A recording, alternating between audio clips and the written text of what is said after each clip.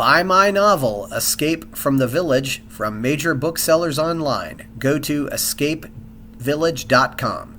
Subscribe to my Substack. Go to fountainheadforum.substack.com. Thank you.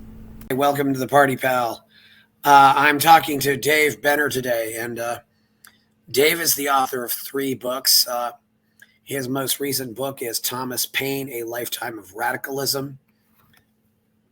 His other books are Compact of the Republic and the 14th Amendment and the Incorporation Doctrine, but we're going to talk about Thomas Paine. I read Thomas Paine as a teenager, so this is definitely going to be a fascinating discussion. And I know Dave's also been following Javier Milei a lot. We might get to that, but Thomas Paine is the main priority here. How are you, Dave? I'm good, Chris. Thanks for having me on, and Paine is my specialty. So first, Dave, how did you become a libertarian? Oh, man. I became a libertarian in 2004. I am a recovered neocon, totally into the Iraq war, totally into kind of like the believing that the war machine was a pro-American cause, supporting George Bush. And then randomly during a college research project in 2004, I stumbled upon a little book by Murray Rothbard called A History of Money and Banking in the United States. And I went down the rabbit hole completely from that. So I started with Rothbard.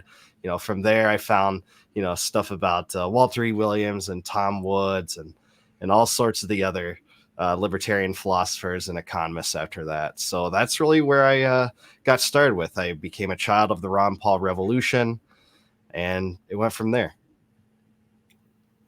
Yeah, 2004. Did you vote for Badnarik in 2004, or did you? Yeah, I did not vote for Badnarik in 2004, but I did discover Badnarik in 2004. I love Badnarik, and I was really kind of honored to be able to write his eulogy that went out in some of the libertarian messaging when he passed away last year. So I'm a big fan of him. Yeah. Well, that was actually August of 2022. I did a tribute panel about him too, so that was nice. Yeah. So anyway, you've written this book about Thomas Paine. What inspired you to go into the life of Thomas Paine? He's definitely been one of the more interesting founding fathers. Yeah, I think 2 primary reasons. The first is that most of what has been written on Paine, I don't think is particularly good, especially in recent decades. I think like the last pretty good biography on him was written by a guy named John Keane, and I think that was written in like the late 80s or early 90s.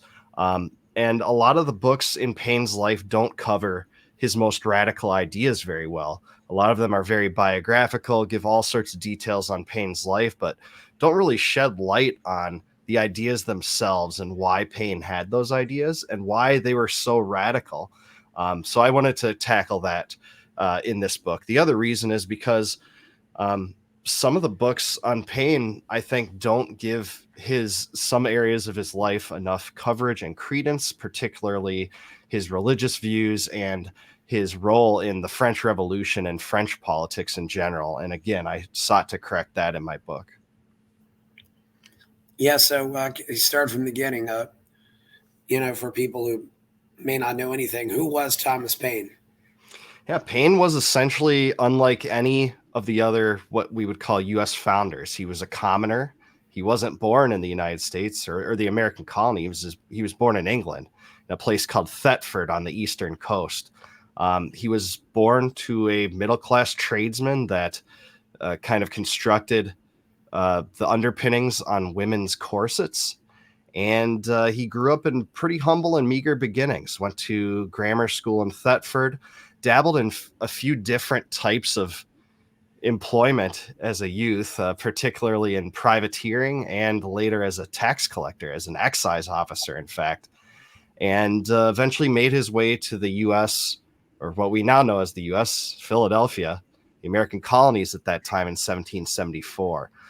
So Paine grew up in a time where England was populated by tradesmen. The aristocracy of his time was dukes and lords. And, he actually participated to some extent in the French and Indian War, as they knew it, the 7 Years' War, as a privateer. What year was he born? Oh man, was it 39? This is 37. I should know it, but it was 37. Okay, yeah. 1737. 1737. Yeah. So, okay. So, and you said he was a privateer for a while. So was he on somebody else's ship, or did he have his own ship? Yeah, he was on someone else's ship. His most major stint as a privateer was on a ship called the King of Prussia, and not much is known about that voyage or what Paine's Yeah. direct role in it was. But the voyage lasted about 6 months. For those that might not know, privateers were ostensibly privately owned ships that basically were contracted by governments to, attack England's enemies at that time, which was France. Take prizes, or essentially bounties, and sometimes condemn the inhabitants of those ships and vessels. There was a time in Paine's life where he almost decided to go on a second privateering venture um, on a ship called the Terrible, the captain of which was a guy named William Death. And he was just talked out of doing that on the docks where this ship was supposed to depart from his father, who pled with him not to do it. And his father probably saved his life because that ship was wrecked by a French frigate called the Vengeance, and it killed almost everyone on board that ship. So Paine had a knack for escaping death 7 times, which I tackle in the book, and that was one of them. Yes, I'm seeing him up here. Death died in 1756. So Paine would have been 19 then. So he must have got, I guess it probably wasn't unusual for men to get into this at a fairly young age. Absolutely. Maybe 13 or 14 even. Yeah. So anyway, so when did Thomas Paine end up in America? 1774, and the circumstances which brought him to America are pretty interesting. The first thing is that he got a separation from his second wife. His first wife died in childbirth, and both the child and his wife were lost, Mary. And then he married a woman called Elizabeth Olive, and they had a separation. Not much is known as to why, but it seemed like Paine just wanted to start anew. He had dabbled again as an excise officer and a privateer, and for a while he worked as a staymaker, following his father's trade. But it seemed like he wanted to start anew, and we know from his writings that he was always interested in colonial Virginia from a very young age. And we don't know more than that, essentially, but he wrote about that. But he got a trip to Philadelphia on sponsorship by Benjamin Franklin. Benjamin Franklin actually wrote him a letter of recommendation, and this was, probably the most critical relationship Paine ever made in his life. Getting a letter of recommendation from Benjamin Franklin in those times would be like getting a letter of recommendation from Elon Musk today. He was probably the most famous person in the world. And it was just a general letter that spoke to Paine's character and that he was a wise person and would do well in any employment. Yeah, even before, first of all, people don't realize Benjamin Franklin was born in 1706. So by the time the revolution happens, he was old. But the other thing too was he was already a legend. Even without the American Revolution. I mean, he was well known. I think even in the 40s and 50s. So yeah. So Paine did he end up in Philadelphia then, or? He did. He ended up in Philadelphia, and this is another time where he almost died. He contracted a serious fever along the journey, which killed other people on that ship. And he had to be carried from the docks by a guy named Joseph Priestley, who was, I think it was Priestley, who was Benjamin Franklin's personal doctor. Oxygen. Yeah. Benjamin Franklin's personal doctor. He recovered in a few weeks, and then he was made the editor of the most pro-patriot, pro-Whig magazine in Philadelphia called the Pennsylvania Magazine. But was that also the same Joseph Priestley who discovered oxygen? I mean, he was a very well-known man of science, Oh, man. I might be getting the name wrong. Priestley.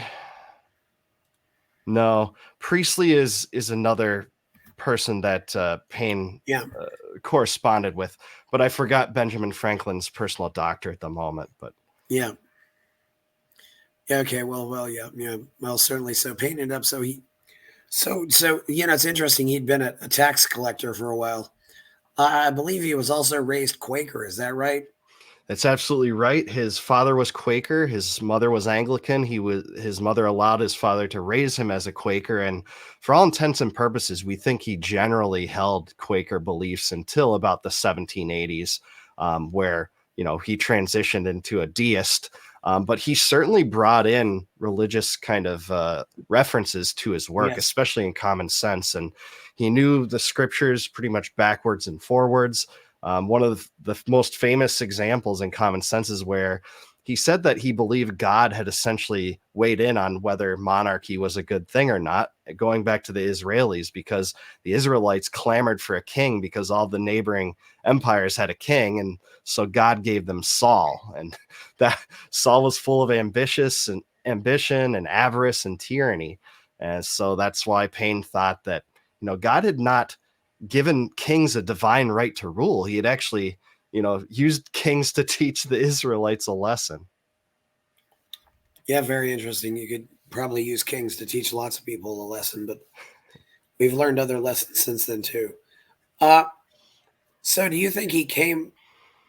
What was his motivation for coming to America? Was it just you said he just wanted to start anew?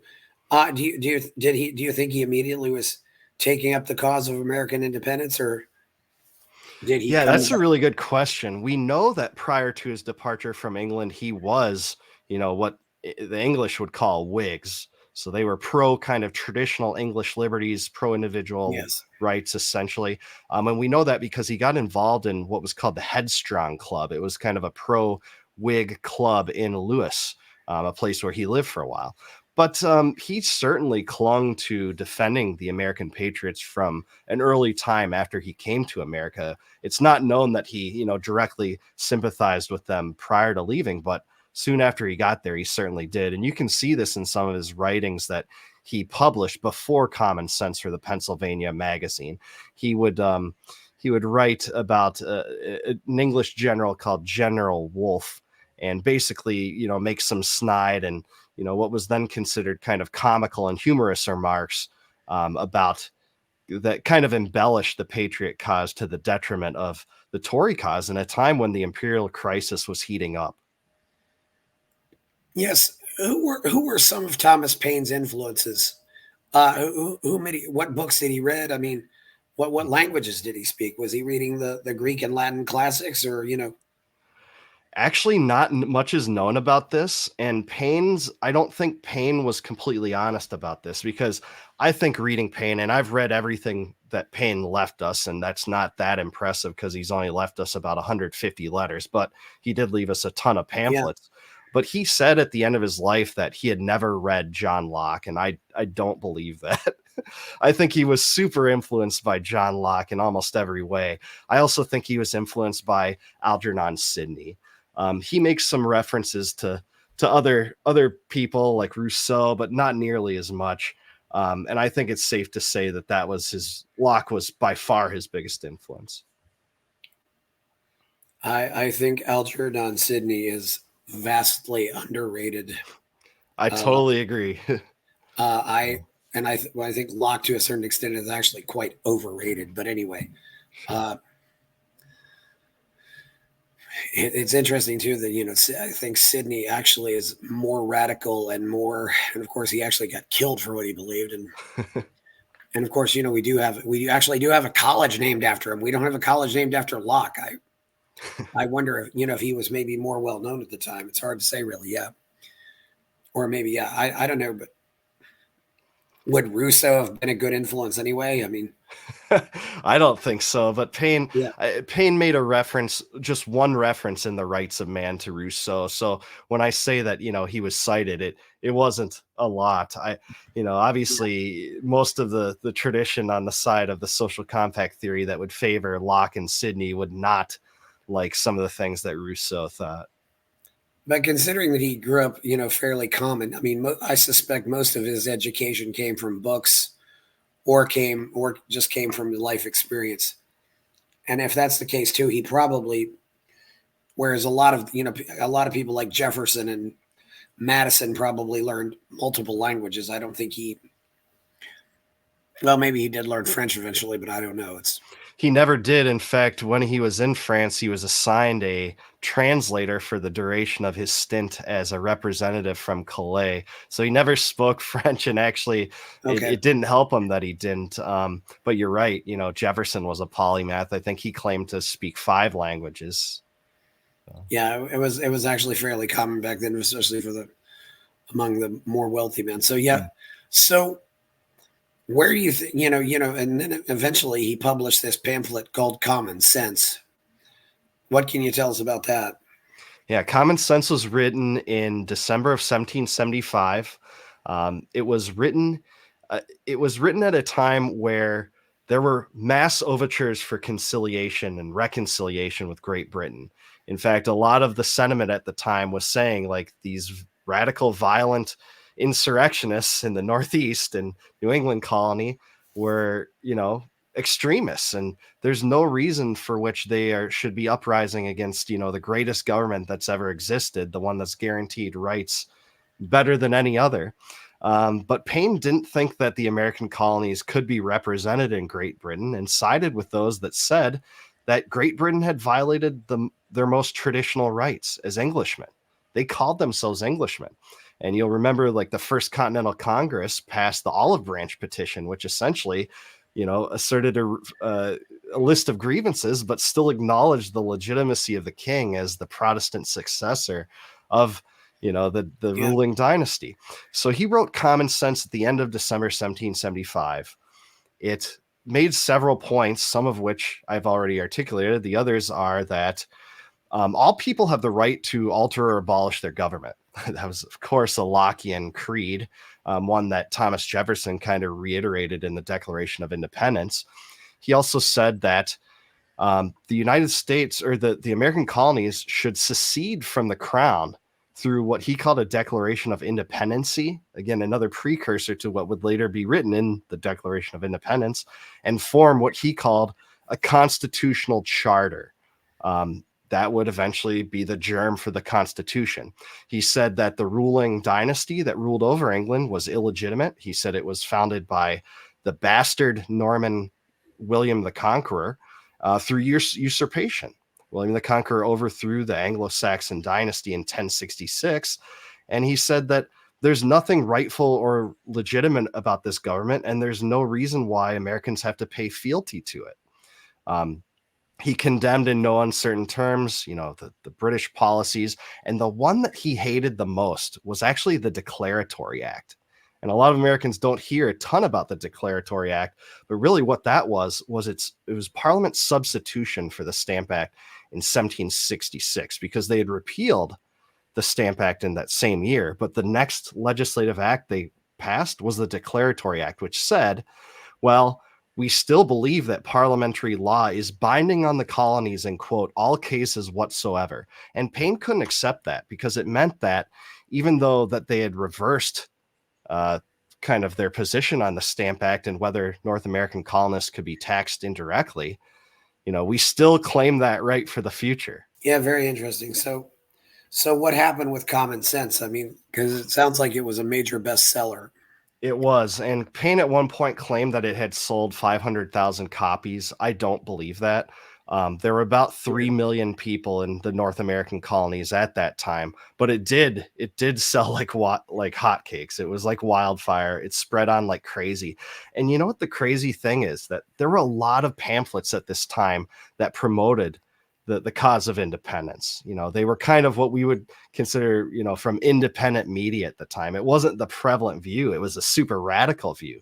But the reason why Paine's caught on so much better than anyone else's, because it was particularly crafted to appeal to commoners.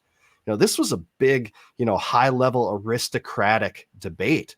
The debate between Tories and Whigs that were part of kind of an aristocratic class, with lots of references to legal precedent and history. But Paine took these ideas and made them digestible for the common person. And he had the unique ability to do that because he was a common person. He wrote in a fashion that was called at the time vulgarity.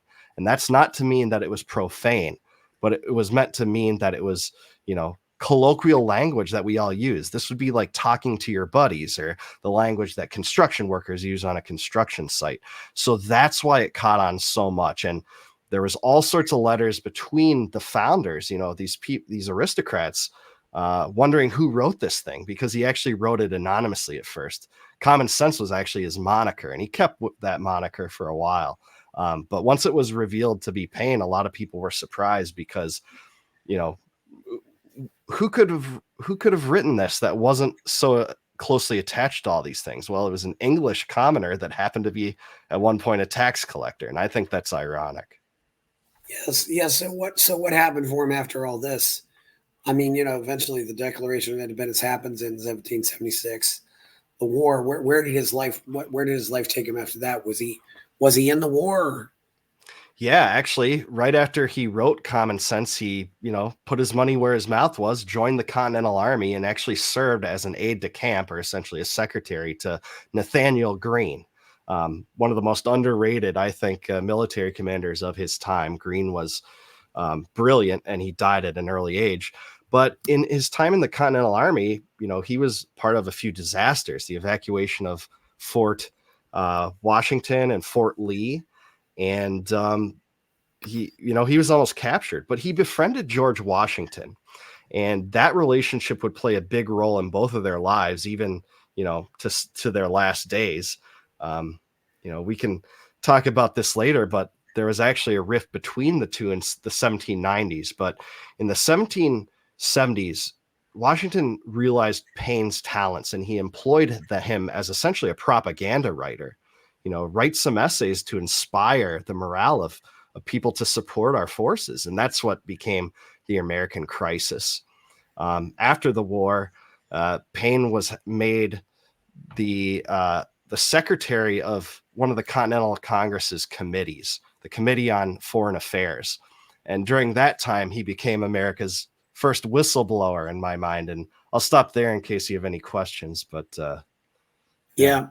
Yeah, it's interesting. He became friends with George Washington, and he was still in Pennsylvania at the time. And as you pointed out, he had another close call. Yeah, Nathaniel Greene. Yeah, I believe. Yeah, that's definitely one of the generals, and he died in 1786. So what happened? With the whistleblowing, as you've called it. Yeah, well, just first, so even John Adams, who didn't particularly like Paine, also gave the combination of Paine and Washington's talents credence when he said that without the pen of Paine, the sword of Washington would have been raised in vain. And I always have thought that's a poetic and interesting quote. That's so true. But as far as the whistleblowing goes, as the secretary of the Committee on Foreign Affairs, Paine was privy to the inner dealings of American diplomacy in its infancy. The first waves of American diplomacy, where diplomats were being sent to essentially France and the Netherlands. And that's about it at this point, by the way. But in the course of that, the Americans and French actually set up kind of a covert proto-Lend-Lease scheme, even before there was an official alliance between the US and France, whereupon a front company would be set up in France by a French merchant called Beaumarchais, who is a pro-patriot, pro-Whig merchant, to funnel arms and support and money for the Continental Army, again, before there was an official treaty between the French and the United States. Well, Paine became privy to this, but that wasn't really the thing that made Paine the center of a political firestorm that consumed him in the early 1780s. It was because there was an American diplomat by the name of Silas Deane, who was actually skimming money off of this arms and aid funneling system to benefit himself. And Paine found out about this by the American diplomat Arthur Lee and excoriated Silas Deane in a famous pamphlet. And the whole situation became known as the Deane Affair. And it really split America's political class between those who favored Paine in this and those who were pissed at Paine, because Paine was revealing inner secrets of the government that had showed corruption. And they were afraid that, can this young fledgling government survive if we're going to reveal this stuff? And can our relationship with France survive? And that was integral to winning the war, the relationship with France. So that put him in the middle of a political firestorm. In the end of it, he lost his job. He was eventually forced to resign. And for a while, he essentially lost all of his reputation, even though just years before he had written the pivotal tract which inspired regular people to support this revolution. Well, his reputation was eventually regained when really the corruption of Silas Deane became much more well known. And even some people like Robert Morris, who condemned Paine at the time, eventually were like, yeah, you were right. Once we saw, we checked this information out. Yeah, that's a very interesting, story. And Dean also recruited a lot of mercenaries like Lafayette, von Steuben, and Pulaski. I mean, that was a essential part. But yeah, so what happens after all that? The revolution is over. The Treaty of Paris is signed, and where's he go from here? Is he still also working as a stay maker, corset maker, or what? Yeah, no, you're right. So the Treaty of Paris is signed. The war is over. For a while, it seems like Paine will retire from politics, and he actually fell on hard times financially. The period of the mid 1780s was a period where Paine continually begged people for money, including his former commander, Nathaniel Greene. Eventually, the state of New York actually granted him a residence, which was from confiscated Tory property in New Rochelle, New York, and that's where he lived his final days. He didn't live that many of his days in the 1780s there. In fact, he rented it out. But and that's where the cottage is now, right?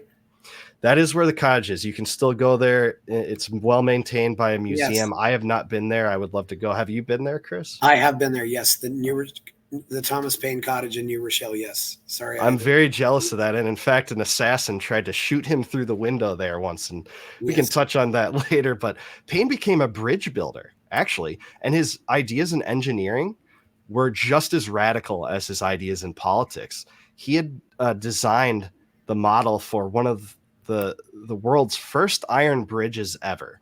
And he was kind of shopping his model and his schematics and ideas around to try to attract financiers. For a while, it seemed like he may be able to build an iron bridge on the Schuylkill River. I'm probably pronouncing that wrong. Is that the Schuylkill in Schuylkill? Yeah, I can never pronounce it. That's where the river goes to the Delaware. Yeah, this is a side of him I had no idea. I never knew he was, but it was very interesting. A lot of men did a lot of different things at the time. Absolutely. I mean, he was very intelligent in many different realms, and it wasn't just bridge building. He actually dabbled in like communicative diseases and astrology. Very interesting. But his schematics for the iron bridge, he actually sent to Thomas Jefferson. And Jefferson was not only very impressed by these schematics, he actually seemed to invest himself in the project a little bit because he suggested some improvements for it. Now, Paine never got the financial backing of anyone, even in France and England, where he tried to kind of sell this thing in the late 1780s. But a lot of people were impressed with the design, and I don't think that it was for failure of his own talents that he went away from bridge making. I think it was the breakout of a new revolution that he got involved in. What can you? I think this was one of his relationships that lasted, though. What can you tell us about his relationship with Thomas Jefferson? Because they never had a falling out. I don't think they were always. Yeah, that's right. Yeah. They became essentially lifelong friends ever since they met in the late 1770s. They had unique traits that really none of the other founders could have associated with, especially in the realm of religion. Both of them embraced very non-traditional religious beliefs, especially after the 1780s, and both denied, the miraculous elements of Christianity. Both of them believed that while Jesus Christ was a great moral teacher, we couldn't take everything that's in the Bible for fact. People have called Jefferson a deist, and I don't think that's exactly accurate because I think some of his writings would refute it, but Paine certainly was. Paine was authentically a deist, a proud deist, and he wrote a series of 2 pamphlets called The Age of Reason, which talked about it. And I think that more than anything brought those two together because they were such pariahs for it, both of them. for those beliefs, but they shared a lot of political beliefs too. And especially when Paine came back to America, he cited Jefferson's elevation in the election of 1800 as the sole reason he decided to come back. Yeah, it's forgotten too. The Puritans, especially, they hated Jefferson. They were hyper religious. It was really very much and it was interesting, that Paine ended up in Philadelphia, which was really, with the exception of Rhode Island, the freest state religious wise in the Union. So, so when did he get over to France? So he went over to England and France Yeah. in various times in the late 1780s, but he eventually settled in London for quite a long time. And he was in London until 1792. And in spite of the fact that he supported the revolution.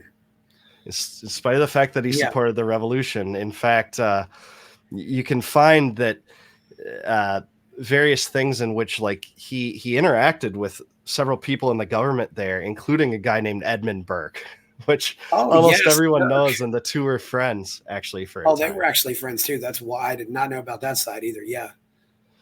They were. And the outbreak of the French Revolution, especially in 1789, really brought Paine back into politics. And it wasn't because Paine had intended to, write so profusely about this subject, but it was because these events, he believed, were totally connected to the American Revolution. He believed that liberty was a universal concept. In fact, he famously said in The Rights of Man, he said, "The world is my country, all mankind are my brethren, and my religion is to do good." So he thought the fruits of liberty were universal.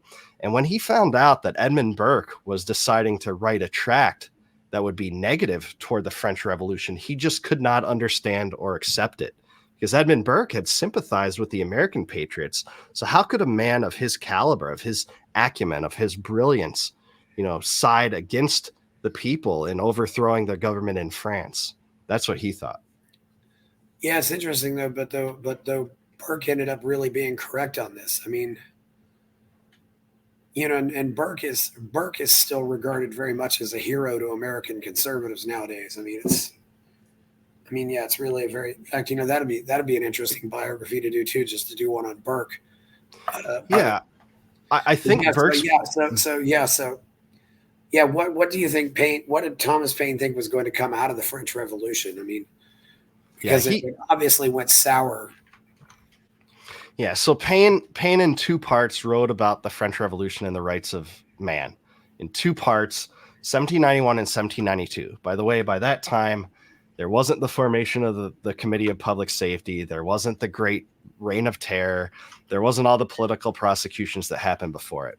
At that time, there was the Tennis Court Oath, the storming of the Bastille, the writing of the Declaration of the Rights of Man and the Citizen, and other things that were starting to establish a Republican government in place of the Bourbon dynasty. And for a while, it seemed like it would be a constitutional monarchy in which the king would have some power. But when they found that he had acted duplicitously in what was called the Flight of Varennes, and basically worked with the other monarchs on the continent, essentially to kind of start a counter-revolution to try to overthrow the revolutionaries, he was put to death. Paine pled for the life of the king. In fact, he thought that it would be a disaster to kill King Louis XVI, because his problem wasn't with the monarch itself. It was with monarchy in general.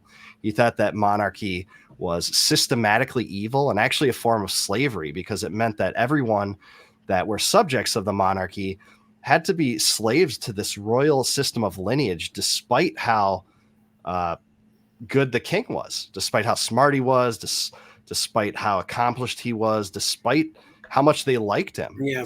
And I agree with you that Burke was right on some things about the French Revolution, but I don't think he was right completely in that tract. He did predict the rise of a military dictatorship in France. That did come true. But Burke argued throughout the tract that people don't have the right to alter or abolish their government. And I think that any Lockean, any Jeffersonian, any Paineite has to believe that.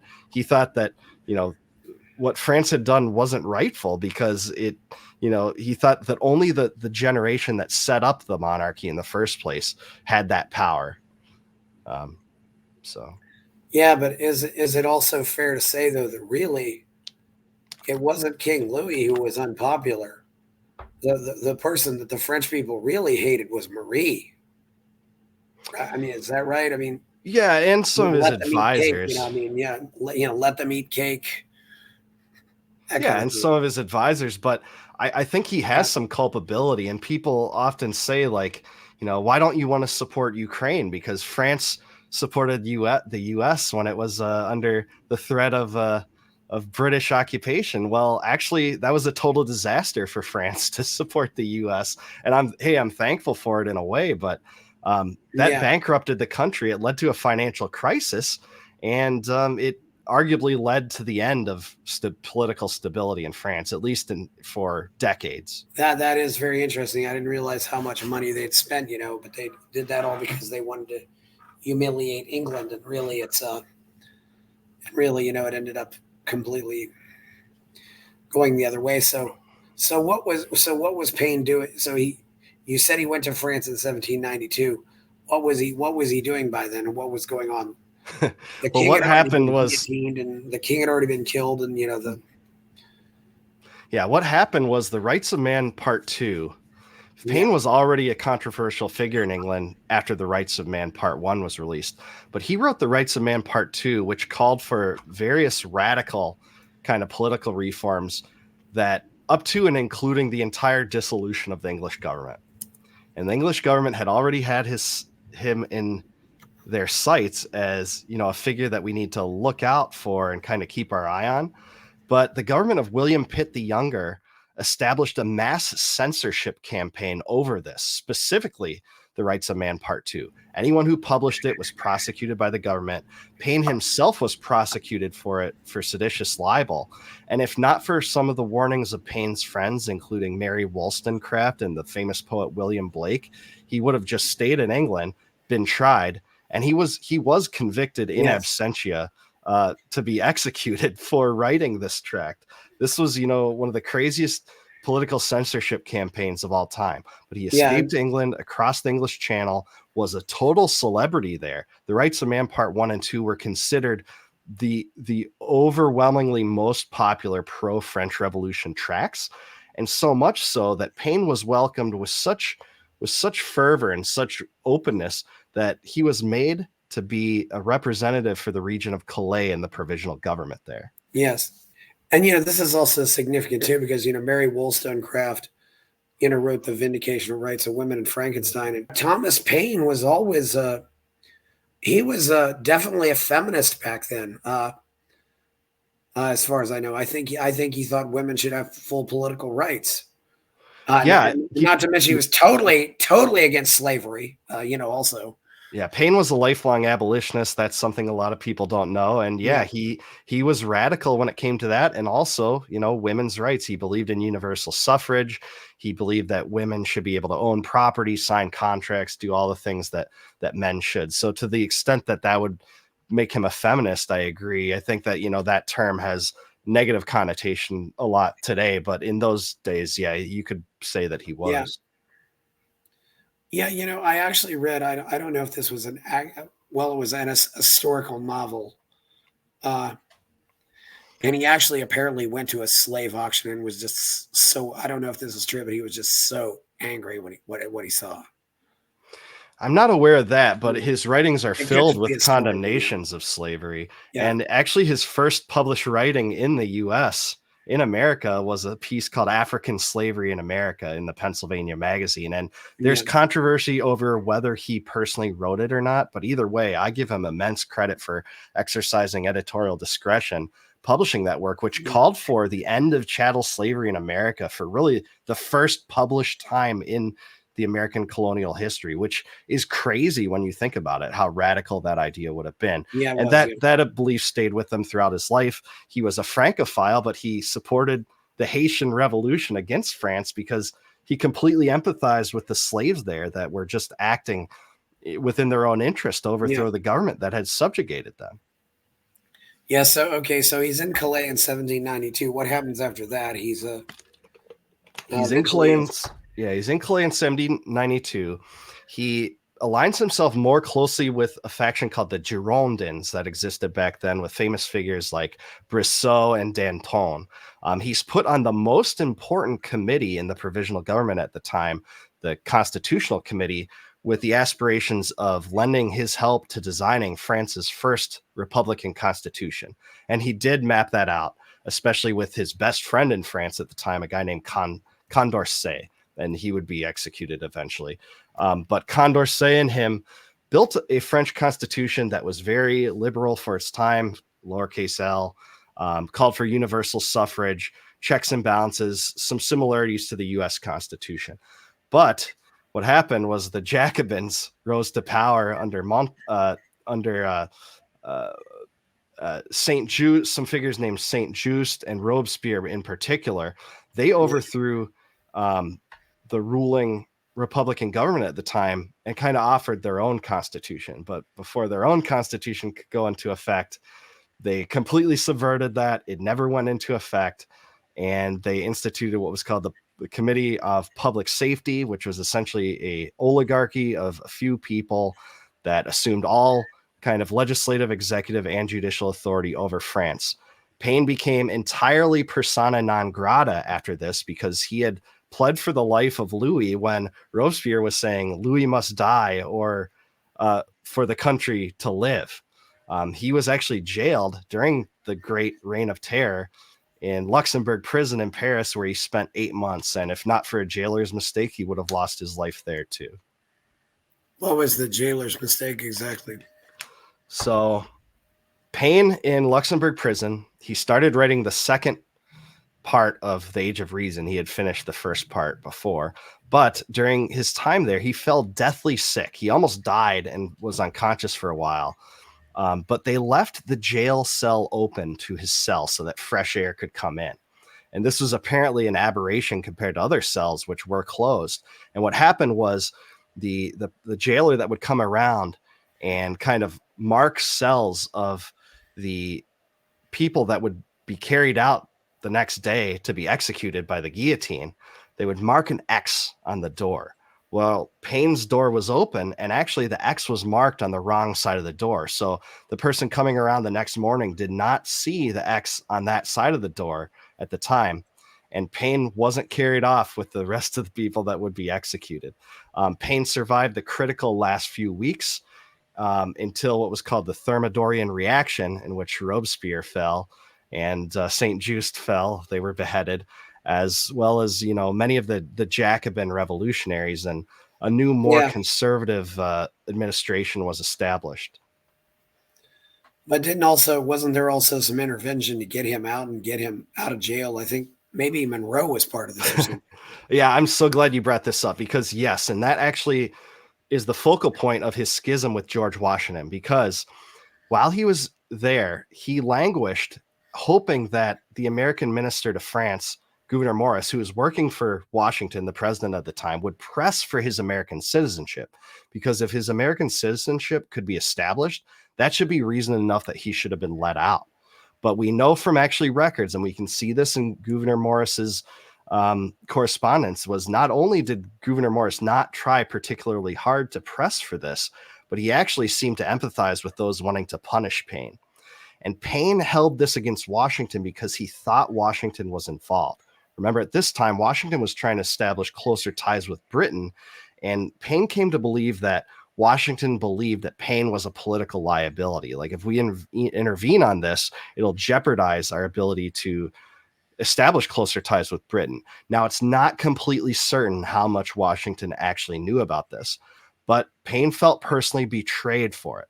Now, you're right, Monroe did get involved, and he was the one that eventually pressed for Paine's release, and that was granted. But Paine held hostility toward Washington until the end of his life over this, even writing a tract that denounced Washington and called him, an ambitious person that history would essentially scorn. But unfortunately, that also kind of ended up being a public relations disaster for Thomas Paine because of how popular George Washington was. Absolutely. You put it perfectly. That more than anything made him a pariah and made him an Yeah, outcast once he came back to America. And his religious writings certainly did too. yeah, We and have yet, to say yeah. that. And this is one of those things that we probably can never really know how responsible or not responsible Washington was for this. There were no telephones. The communications were just completely different at the time. Uh, Morris, I don't really know much. But maybe if you thought Morris was maybe partially not really trying very hard either, because yeah, Morris was Monroe succeeded him as minister to France. Yeah, so Yeah, I do lay the blame at his feet. I think that can be established. I'm not sure about Washington. Washington may have been complicit, but there's no evidence for it. But Morris, I think, is a villain. He was a zealous Federalist. He wanted nothing to do with when it came to close relationships with France. And people in France really hated Morris. Monroe was a Francophile that loved France and wanted to nurture, a more cultivating attitude toward that government. But I think Morris is one of the founding villains, not yeah, just for that reason. He supported the Hamiltonian economic plan and all sorts of yes, stuff like that. The Alien and Sedition Acts. yeah, that was quite unfortunate. It almost seems like too though. Where do you think the French Revolution went wrong? Because it really sounds like it was almost kind of a proto Bolshevik revolution in a lot of ways. The But Bolshevik, fortunately it didn't. But yeah. fortunately it didn't end up with the horrible results that had. But the results weren't good either. No, I think that's right. And many of the prominent Bolsheviks actually consider the French Revolution, Yes. the proto revolution of their own. Certainly so. It's a really good question. I think the imposition of military power and the establishment of military dictatorships, first by the first usurpation of the Directory by a few of the directors, and then the usurpation of that government by Napoleon Bonaparte, were really the tipping point that made it totally authoritarian. Actually, the reign of terror and the rise of the Committee of Public Safety were certainly tyrannical too, but it looked like the French revolutionaries had kind of reversed that for a time. It's a great question, and I'm not sure exactly where it lies, but I think the imposition of mass usurpation and violence in Yeah. several phases. You Well, didn't well, see that in America's. George Washington was yeah. like, talk to the Continental Congress. I want nothing to do with this. There's also what Lord Acton wrote about it when he said the greatest opportunity in the world was thrown away because the desire for equality made vain the hope for freedom. Man, that's a good quote, but that's probably really true because Yeah. the egalite, fraternite, and what's the third one? I mean, Liberté, liberté. That was Yeah. the slogan, and egalitarianism was a big part of it. So Yeah. So Thomas Paine went back to America in what this would have been the 1794, 95, or 1802. He didn't come back until oh, all the way in 1802, and so he was in jail until 1802 or two, or yeah. no, he was released from jail in 1794, and he Okay. actually maintained good relationships with the Directory, and for a time, even with Napoleon Bonaparte. In fact, the two met. Napoleon Yeah. famously said that a statue of gold should be created in every city in the world for you, to Paine. And he said that he slept with a copy of the Rights of Man under his pillow. So it seems like Napoleon was infatuated with Paine and actually brought him into his inner circle for a time because Paine had devised a strategy to invade England. And he hoped that the French government would do that under Napoleon. He actually wrote a pamphlet on this that called for a lot of swift moving gunboats to invade England and establish a republican government. Bonaparte asked him to present this plan to his top military advisors, and Paine did. But for reasons unknown that we still don't know to this day, when it came time for Bonaparte to say, Paine, please describe your plan to these people, he said, you know what? I think that we need to have a peace with England instead of launch this invasion. We don't know why he said that, but it made him totally persona non grata. In the end, Paine called Napoleon the completest charlatan that ever lived because he had usurped power in the coup that was called the 18 Brumaire. Yeah, so he comes back to America in 1802. So Yeah. So then what happens after that? By now Jefferson is president, and Jefferson regarded, that his election is just as important a revolution as the first revolution. But yeah, so what happens after that? Yeah, and Paine believed that. Paine, he cited Jefferson's elevation in the election as the reason he returned. He completely sided with the Republicans at this time. He basically proverbially shat all over the prominent Federalists at the time. He denounced the Jay Treaty. He thought the Alien and Sedition Acts were total oppressive devices. Yeah. But he was a total pariah. But for the time, he actually was in close proximity to Jefferson. In fact, he visited Washington, D.C., and the two were seen walking together and actually dining together. But this was, red meat for the hostile anti-Jeffersonian Federalist presses at the time, which said, hey, this charlatan that's basically denouncing the deity of God and, scorns George Washington of all people is going to be close with the president. We can't have that. And it seems like some of Jefferson's closest advisors kind of got in the middle of this and basically forced Paine to be at arm's length of Washington. But the two corresponded all the time. Paine lived out his days in New Rochelle, bounced between there and other places, but mostly stayed in New Rochelle at the time. Yeah, New Rochelle. Yeah, he was farming, or he was. Yeah, he did a little bit of farming. He continued to write all the way up until, I believe, 1806 was his last writing, maybe 1807. I'd have to double check that. But to the end of his life, he did continue to write. It seems like he had more money at that time than he had ever had, because the rights of man he certainly profited from to some extent, although he didn't really profit from common sense at all. But in his last years, he lived super frugally. And this has made many people kind of accuse him of being just completely broke. But he actually wasn't broke. And he left a significant estate, not only to Marguerite Bonnevie, who was the wife of his friend in France, but also her children and several friends. But he lived so frugally that he could bequeath them significant sums of money. One of the sons actually became a general during the American Civil War, named Benjamin. But he died with few friends. He did have friends, but they were few. And he died in 1809. He didn't have any friends in New York or Pennsylvania. And of course, Washington died in 1798. Franklin died in 1790. So, I mean, maybe with the exception of Jefferson, yes. Yeah, he had a few friends. I mean, Jefferson was, his most well-known friend. Benjamin Franklin, until the end of his life, was a friend, but he died, like you said, he died in 1790.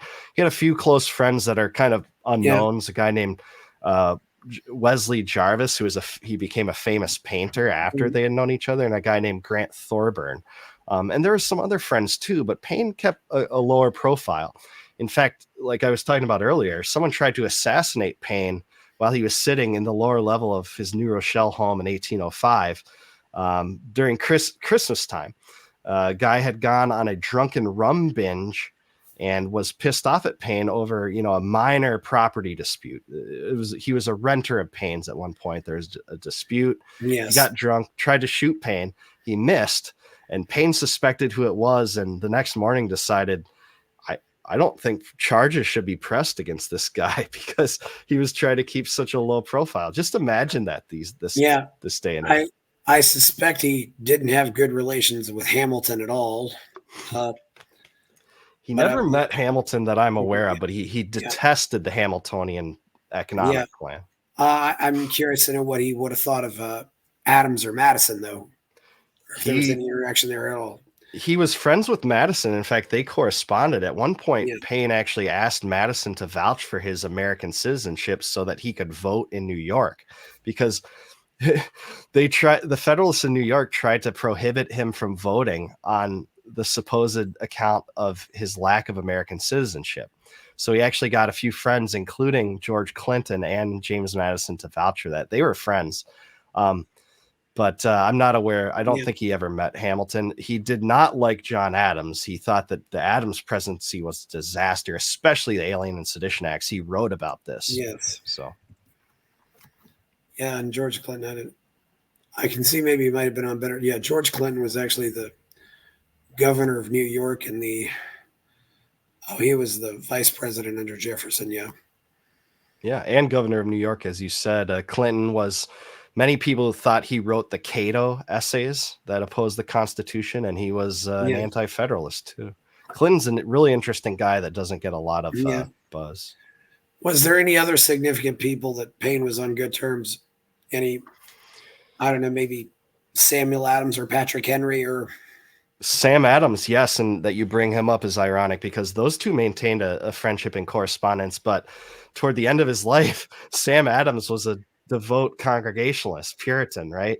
And he yeah, read The Age of Reason, and at one point he wrote Paine a letter saying, do you think you can de-Christianize America with your words?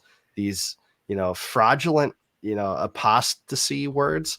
And yeah, Paine was actually really respectful in his response and, said that while the two might differ in terms of religion, he had the utmost esteem for Adams, but they never corresponded after that.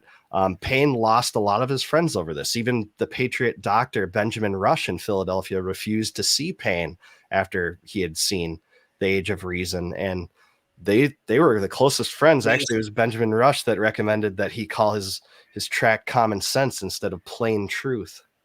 Yes, that's right. Benjamin Rush was in Philadelphia too. Yes, Benjamin Rush, quote, "We must put medical freedom into the Constitution," unquote. Another guy that doesn't get that much credit, and boy was that a prophetic statement. Yes, sure seems like it after the last 4 years, doesn't it? Yeah. Oh gosh. Yeah. Yeah. So one thing I've noticed though is it seems like some people on the woke left try to claim Paine as one of their own. He certainly has a lot of so I don't agree with that, and you don't agree with that either. Where do you think that?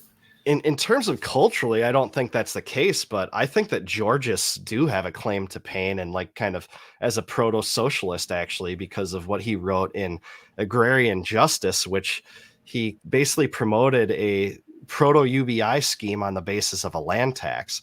He also wrote in the end of The Rights of Man Part 2, basically the first schematics for a modern progressive income tax, aid for the elderly, aid for the poor, etc., which all of this fell on completely deaf ears at the time, but became extremely influential in progressive circles. So it's not just libertarians that own, a part of Paine's legacy. It is Georgists and proto-socialists. I do think that's right. And Andrew Yang, pointed this out during his presidential campaign. And as much as I don't like Yang, he was right about what Paine proposed. Do you think he would have realized that, it was such a different time then? Absolutely. And that's a critical point, Chris, because absolutely it was a different time, and Paine never expected for like his UBI scheme to be funded with debt spending or fiat money printing and monetary expansion. In fact, he was a hard money warrior and said, money is money and paper is paper, and all the inventions of mankind cannot make them otherwise. Well, it really wasn't until America came on the scene that there was ever really such a thing as the self-made man.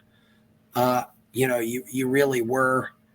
I mean, it was kind of a caste system where you were born. If you were born rich, you died rich. If you were born poor, and it really wasn't. There really wasn't the kind of mobility that we have now. I think America was starting to show that to a certain degree, but I totally agree. Yeah. And I don't know if they would have understood that. It's such an amazing. It's so amazing, really what I think we've learned since then. It's hard to say where a lot of the founding fathers would be now, and I agree. I can speculate, but I try never to be so declarative about that. I know what they said in their time about the circumstances that existed then. And I tend to think that they would be even more apprehensive toward tyranny today than they were then, because it's just that much more powerful and oppressive in many ways. But, you don't know. Yeah, I think a lot of libertarians around the world too. It seems like I often say they're ready for John Locke and the Thomas Jefferson, but they're not ready for Ayn Rand and Murray Rothbard yet. I don't know if there's a natural evolution there that just goes. Who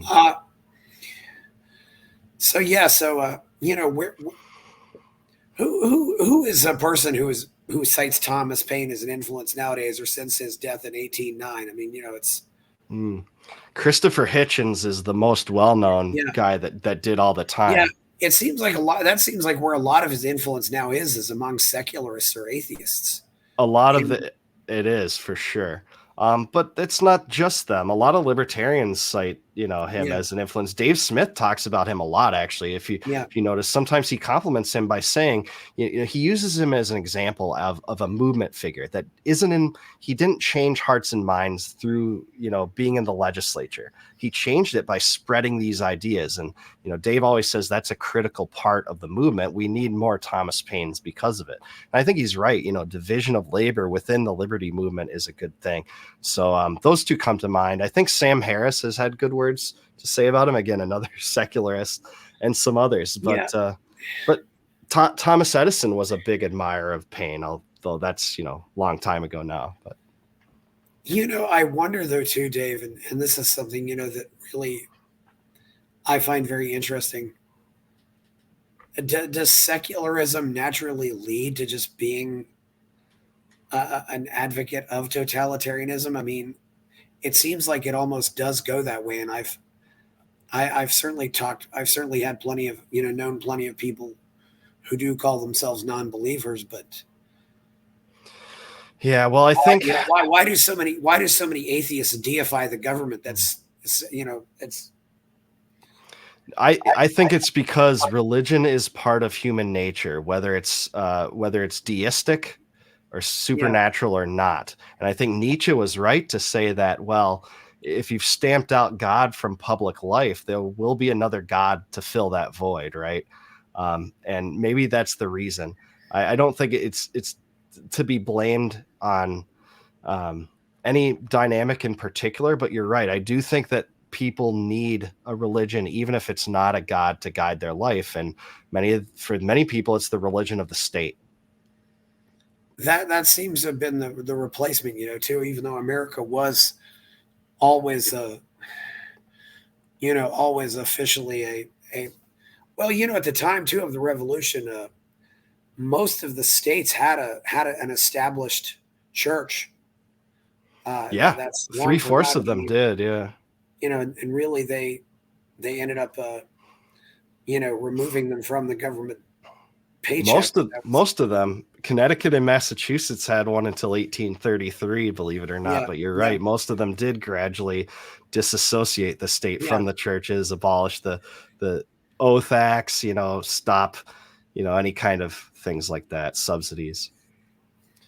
yeah. It's very interesting to see how that's worked out. I also have to wonder, what would Thomas Paine think about feminism now? I mean, he never had any kids that survived, did he? Correct. In fact, he never even had any female relationships we know of after he left England for the first time in 1774. Paine was notoriously pretty private about his private life, especially when it came to those relationships, but we don't believe that he had another Yeah. romantic partner after that. Well, is it also true, Dave, though, because he was a poor man, and it seems like some of the poor people didn't really have.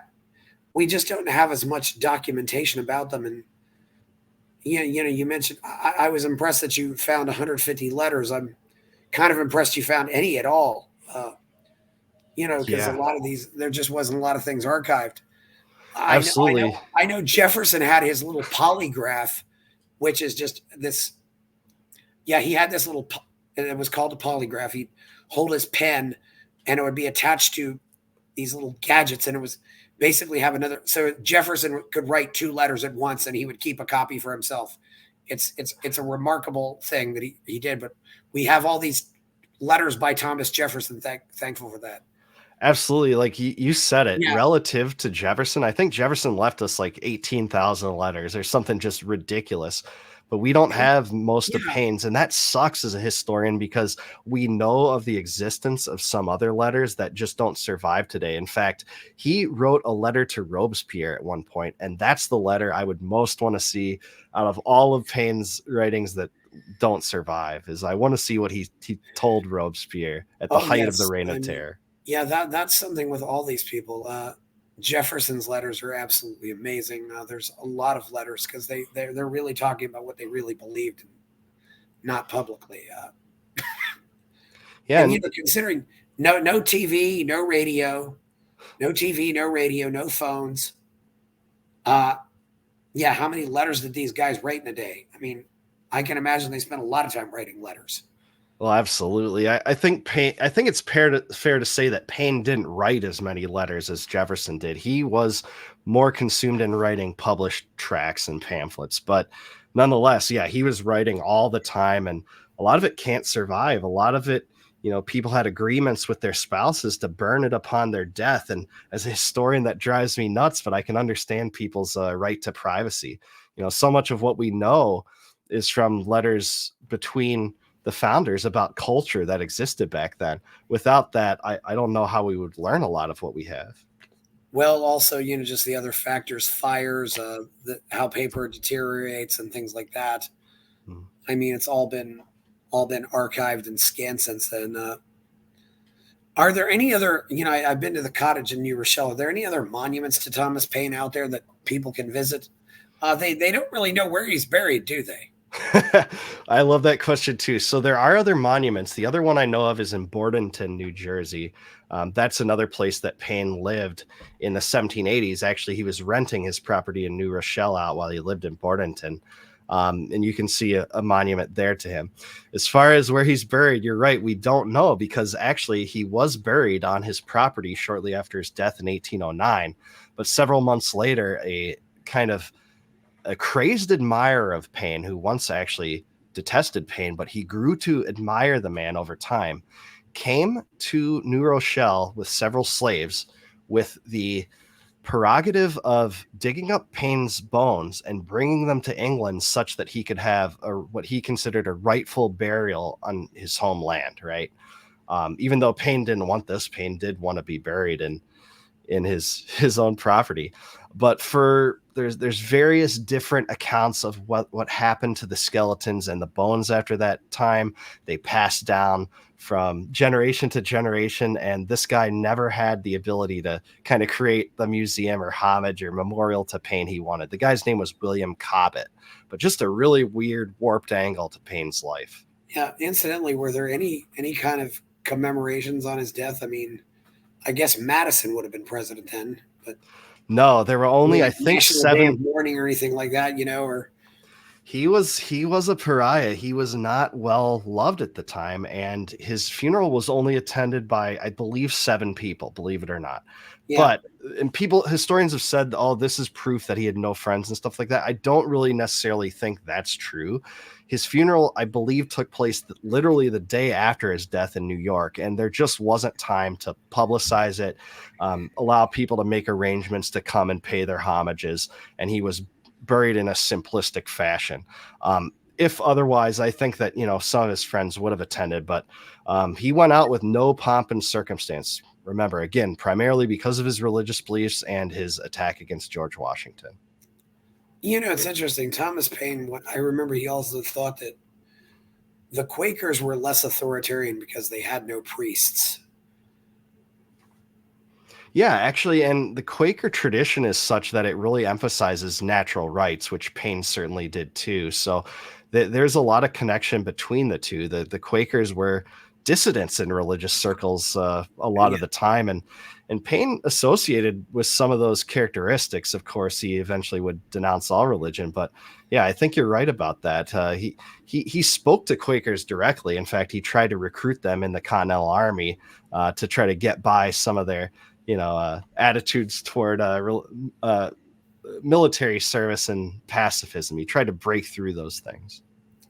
Yeah, I remember also there was that quote where he said that, quote, they sat down to rest and called it peace, and something like it's questionable whether or not taxes are raised to carry on wars or wars are raised to carry on taxes. I mean, it's one of his most famous quotes, actually. Yeah. It's really anti-war. I will say one thing, unfortunately, he really was not very sympathetic to the indigenous Americans, though, from what I've heard. Oh man, he didn't write a ton on that subject, but I'd have to go back and study it to be more certain, but I'll take your word for that. Okay, yeah, I wasn't sure yet, but certainly the abolition of slavery, the equal rights for women, those were all things that were interesting too. I did not know that he was friends with William Blake, though, but that's very interesting. Yeah, we don't know that much about that friendship, but apparently it was William Blake who warned Paine to, get out of England because you're going to be Yes. arrested for seditious libel. And it's crazy that during that trial, it was a highly publicized trial, and a famous pro-Whig lawyer named William Erskine, Thomas Erskine, tried to get him off. But what's so quintessential Paine is that Paine got pissed off at Erskine because, William Erskine tried to kind of defend Paine along the lines of saying that he didn't break the law. And Paine actually wanted Erskine to defend the ideas and the rights of man more than that. So I think that's really interesting. It's very interesting. We should probably talk about this. You've been following. I think we've covered Thomas Paine well enough. You've also been very much following Javier Milei as much as I have. What have you noticed so far? What's your take on all this? He's following you on Twitter also. He is, yeah. Good for you. Yeah. I think that Javier Milei is the biggest white pill or source of hope for libertarianism that I've seen since the Ron Paul revolution. I can't kind of underestimate how much, how inspiring he has been in terms of his ideological fervor, his unapologetic defense of Austrian economics, and, his attacks against the central bank. And it comes at a time where that is needed more than anything. And he kind of came out of nowhere. I didn't know anything about this guy until he kind of first burst on the scene last year in international news. But absolutely, I think he's fantastic. There's a lot of people that are kind of naysayers because he donated 2 helicopters that failed to meet their maintenance examination to Ukraine or something. But to me, like, there's not much to hold against this guy. He's not elected to helm the empire, run the military industrial complex in the U.S. So they don't hardly have one. And the other thing too is I don't think a lot of these countries really have what I would call a substantial anti-war movement like we do here. Not to mention we have no idea what he reads because he doesn't read English. I mean, I actually got one of my friends to, will you translate this Murray Rothbard article, War Guilt in the Middle East, into Spanish? And she said, she did. And so I said, oh, Scott Horton, we have this translation for you. Ryan McMakin, we have this translation for you. We sent it to both of them. Or I sent it to both of them, just said, you have a translation of this article in Spanish now, because it was Rothbard's War Guilt in the Middle East. But, it's, I look at it this way. It's our job to translate for him if we have to translate for him. But yeah, I also wonder too, Dave, maybe some people are just feeling this, this is too good to be true. I can't blame the sentiment. They just don't know how to take a win. That's exactly how I would put it too. Like it seems so impossible for this to have happened, especially in a place that's not the United States, where libertarianism actually isn't as popular. But he became a phenomenon there, helped build the party and coalition that backed him. And we actually know a lot about what he's written in terms of economics because he cites it all the time. He cites Mises and Hayek and Friedman and Rothbard. He actually names his dogs after the economists, as you probably know. But the crazy thing to me, and actually here's the thing that I want to note, is that libertarians in other countries that are not the US tend not to focus as much on foreign policy because foreign policy really isn't much of a thing. Like they're not just indiscriminately bombing other countries and things like that. Even where people say, well, Javier Milei supports Israel, he supports Ukraine. I haven't seen that play out in tangible Argentine policy, by the way. Yeah. They're not giving them subsidies. He donated those 2 helicopters apparently to Ukraine, which probably won't even see battle. But other than that, there's not really much evidence to suggest that that's like, the pressing topic. His pressing topic is inflation and ending the central bank. And I also believe there's this problem, if he's too negative about the USA, there's always the possibility that he might end up, that something might happen. That has certainly happened with plenty of places in South America. I don't, Yeah. The other thing too is, you know, I know, for example, that, that a lot of the communists in South America and even in Cuba, they're all kind of working together. They're also working together to, Maduro in Venezuela. It started with Castro in Cuba. They're all working to undermine these governments in other Spanish-speaking countries. And Milei is going to hate all of them and hate anybody who's aligned with them. And some say Putin is aligned with Maduro and people like that. It's, even though it's not, because when you all speak the same language, it's very easy for them to watch what's happening in the other countries. Just the same way it's easy for us to watch what's happening in England or Canada. But it's going to be very interesting. I can't wait to see how this plays out. He's made a lot of substantive changes so far. In fact, and as far as laying off government employees, enacting some reforms, trying to free up trade. They're under a campaign where they want currency competition, and he wants dollarization in the short term. He believes in unlimited competition among currencies, but he wants dollarization over the inflationary peso. And as inflationary as the dollar is, in a way, I can't blame him compared to the status quo, because the dollar is stronger than the Argentinian peso.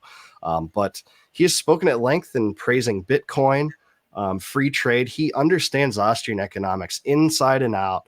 He talks about it in press conferences. It's such a white pill to me, and I'm really going to follow him throughout the rest of his administration. I really hope he's able to end the central bank, or Banco Central. So we'll see.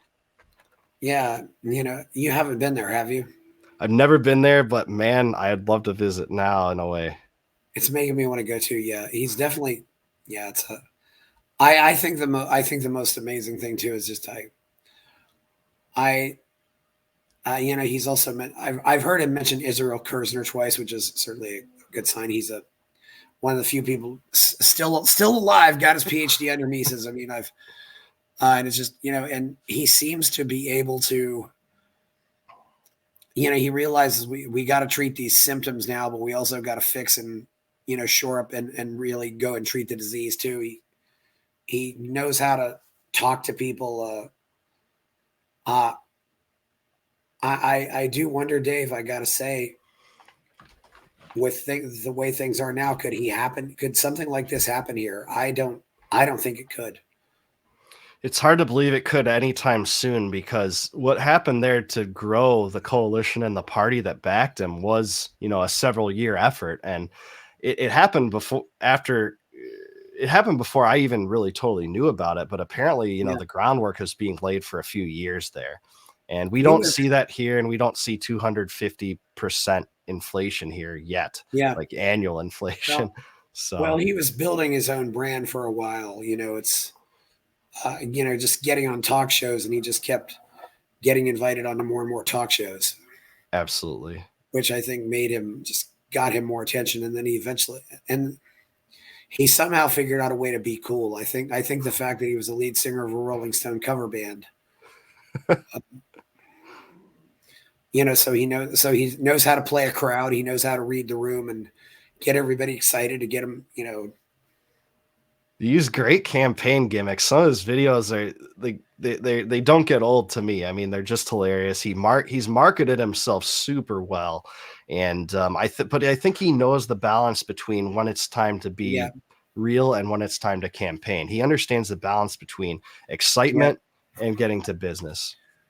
I think there's a sense also of understanding. I think he's always understands the gravity of the situation, but he doesn't let that just go into this gloom and doom scenario, which a lot of us tend to do.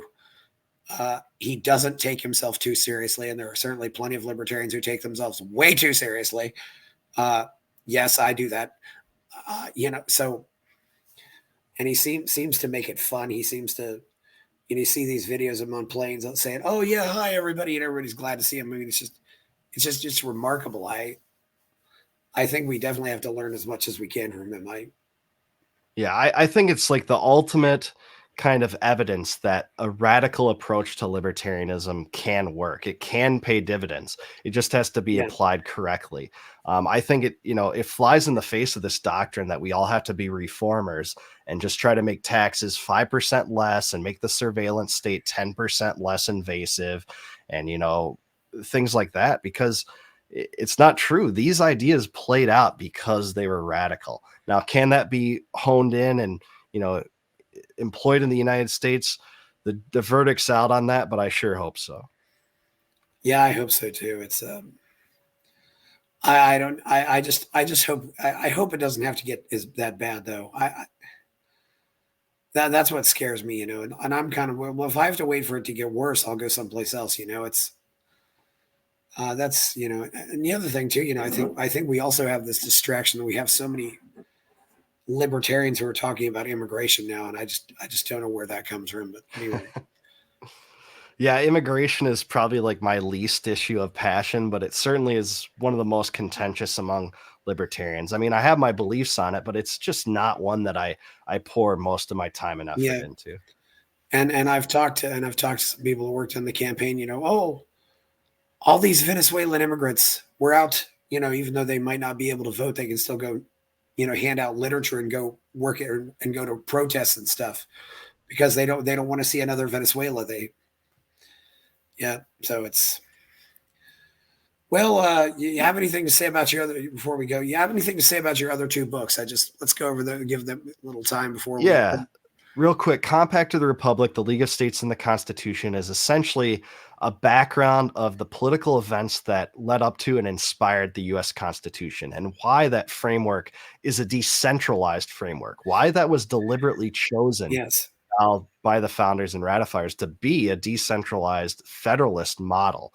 And then the second part of that book goes into how that model and that vision for our governmental system has completely unwinded, especially since the progressive era. My other book is The 14th Amendment and the Incorporation Doctrine. It talks about the Incorporation Doctrine, which is a legal mantra that purports that the 14th Amendment made it so the first 8 amendments within the Bill of Rights apply to the states. I refute that. I don't think that was the intent of the 14th Amendment, and I show why. Not only is it ahistorical because the feds didn't even claim that was its purpose until 50 years after the 14th Amendment was ratified, but also why it's led to our federal courts becoming oligarchies, where instead of interpreting the Constitution, they're just injecting their own personal preferences into local matters that they should have no say over. So. Yeah, that's interesting. It kind of makes me wonder though, would we be okay with censorship, by state governments? Yeah, I'm not okay with it, but my argument is that the 14th Amendment didn't impose those limitations. It's the state constitutions, and people always try to like put you in a corner and say, well, do you believe that they don't have gun rights? It's like, no, I believe in gun rights as an extension of your natural right. And plus that state constitution probably either has some inference to guaranteeing your gun rights or has a counterpart to the federal 9th Amendment that says, you have traditional rights that aren't necessarily enumerated. But that's why I've often said, I think I'd if I was voting for president, I'd vote for Ron Paul. But if I was voting for governor, I might vote for Gary Johnson, because Ron Paul's strengths are the things like the Fed and foreign policy. And those things don't matter for a governor. Yeah, they certainly don't matter as much. I think that there's wisdom to that. You have to hone your agenda to what you're seeking for sure. City council, same thing. You don't run for city council on end the Fed, although that would be fun to do. Maybe. Yeah. Where do you think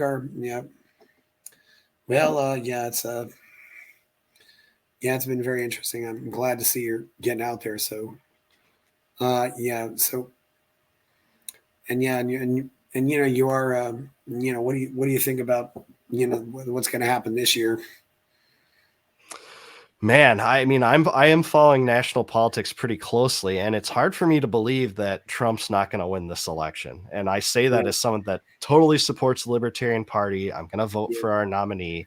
I'm going to help gather signatures for our nominee. But to me, I think that the regime has gone so overboard with all these indictments and the Mar-a-Lago raid and, claiming everything Trump is attached to is an attack on democracy, that the people have had enough and they haven't learned their lesson. They've made him a sympathetic figure to dissidents on the fence and people that otherwise I don't think would have voted for him. And I think part of it actually is deliberate on their part. I think that the Democratic establishment actually believed at one point that he would be the easiest opponent to defeat. And I think that's crazy. I think he'll win. Whether or not the regime would let him take the oath, I don't see why he was that much of a hindrance to the regime. I mean, he's basically claiming to want to give the FBI a new and spectacular building at this point on his social media network. So that's what my thought. What do you think, Chris? I don't know. I haven't ruled out a major medical event happening for either one of them, which could factor with everything. With Trump coming out and saying he supports this guy against Justin Amash, I don't know where. I don't think he has any consistent ideology at all. He's never predict. The one thing that Trump has always been consistent on, he loves Israel. That's the one thing. Everything else, you have no idea where he's gonna. And he believes this or believes that, and I think he really does. His beliefs really do change that much. He really does believe something when he says it. I think I agree. He doesn't really have an ideology. He has populist rhetoric, but he doesn't really have an ideology, and he's really steered in directions of those that are closest to him. Like Steve Bannon was big on influencing his protectionist views, for instance, whereupon the neocons that he surrounded himself with, John Bolton and people like that, certainly played a role in policy too. So, and I don't know where the party goes from here. I don't know what's going to happen after him. We're going to have to, no matter who wins, we'll have to have another new president in 2028. So it's going to be very hard to see what happens. Yeah, they'll have an identity crisis because the gulf of divide between like Nikki Haley and Vivek Ramaswamy is pretty far. That's a big gulf in many ways. So that might be interesting. There's some very good things I can say about Vivek. He's the only likable one from the two parties that ran, as far as I'm concerned. There are some people that I think we shouldn't necessarily support them, but I think we should be nice to them. We should be nice to Vivek, and we should be nice to RFK too, because I think that I think they're both kind of in a place where they might listen to us and just try to. I certainly would not want the LP to nominate RFK too, but I would at least be nice, have a conversation with him, be nice to him. Maybe in 4 years he might actually believe more of our things that we believe. Yeah, I totally agree with you. Who knows? But what I will say is he might be instrumental in helping all third parties win ballot access in the states, because the laws that they hope to change if he runs are going to be the same laws that we're against, trying to keep our candidates off the ballot. So I totally agree. Even if it's not for turning him particularly or his ideology, there's things we can coalition with him that would help all of us. So, well, I would just say this to the American people. I said, look, you've been totally okay with all this manipulative bullshit to try to keep independent third-party candidates off the ballot. So should you really be surprised now that they're trying to manipulate the laws to keep candidates in your two major parties off the ballots now? I mean, it's yeah, you can see how they're trying to weaponize that against Trump, and the courts are ruling against it, but they're trying their damnedest to get him off the ballots through the judiciary, because they know that the people in the legislatures won't accept that. So, and I've said this since 2015. There's the one thing they haven't tried. I think they could get Trump. I think they could possibly end Trump's political campaign if they would just be nice to him. I know. I totally agree with that, Chris. And no one wants to hear it, but it's because of how they've treated Trump that's made him such an appealing figure to people. I can't stand the guy. I think he's a total fraud, but I think it's why he might win, is because they've treated him how they have. he feeds off of all this negativity, and he just uses it like fuel. It's the more you resist, the stronger he gets. And they have not, and they are too stupid to figure that out. And after COVID, I really do hate the left immensely. And that's another thing about Milei. I know he said things about COVID and the policies. I cannot believe, and I think you're with Dave. I cannot believe people that I thought were solid 4 years ago who completely sold out. 100%. It didn't take too long either until, this abstraction in the air was reason enough to close down society for everyone. I can't believe the silence on many quote unquote libertarians on that. And I think it's totally deafening. And that was, a big reason why I came out in favor of Angela. I mean, because of all the work she did. Yeah, in California. I don't know if anybody in the world. I don't know if there's anybody in the world who did more work, who did more protests and organizing against all the stuff that Angela did. Angela McArdle, our chair now. So, right on. Yeah, well, the scariest thing to me about the COVID regime, real quick, is that I'm very worried that the next time they declare a national emergency, whether it's climate or guns or who knows what it's going to be, they'll revive all of these precedents that have already been left. And they're not going to be like, well, hey, Cuomo, if Republicans want to do this, they're not going to be like, hey, Cuomo shut down his state. They're going to say, Democrats will say, hey, look, in Florida, DeSantis shut his state down. And if DeSantis shut his state down, of course we have to do this again. Yeah. That scares the heck out of me. I don't know. I'm also worried because every time there's something happens, it seems like Americans just get dumber. I was astounded. I was more, to be honest, I was more black-pilled in September of 2001 than March of 2020. But it just kind of scares me. What will they do, and how will they react? I don't know. It's just, I agree, and I was too. I expected much more resistance to some of this stuff on a lower personal level when it first started getting off the ground than what happened. So I'm with you. And people like Penn Jillette and Wired Magazine and Howard Stern, it's just like, yeah, it's. I don't think the Reno reset happens without any of it. Jeff Neal has said that several times. And he was not a fan of the Reno reset, but he said that. So yeah. I joined the LP when Jeff was chair, and I always thought he did a pretty good job. I went to the line with him on party strategy all the time, but he was a pretty even keeled chair that I respected. Yeah, Jeff's done a lot of. That's another thing too, Dave, is the LP wasn't bringing in any younger people. And it was only until the Mises Caucus came in that we got people who were mostly younger than I am. Yeah, if you watch the 2004 convention on C-SPAN, it's almost all probably people over 50. It's so different now. Where was the party? I mean, where? I don't know. I just, and I think, I hope we can find better, we'll figure it out. Who knows? But I don't have a whole lot of ties to America, so I might maybe I'll go down to Argentina. El Salvador is nice too. You can spend your Bitcoin down there. Yeah. Well, this has been a good conversation. By the way, also Dave puts out a lot of really good Facebook posts. Like he'll say, on this day, 350 years ago, this happened. Post there's a lot of really informative stuff on Dave's Facebook. He's putting out a lot of good stuff. It's I don't read everything. I think you're one of I think almost every time you post on Facebook, I read it. I may not see every one of them, but it's just, I said, well, what, you'll talk about the war or all this other historical stuff.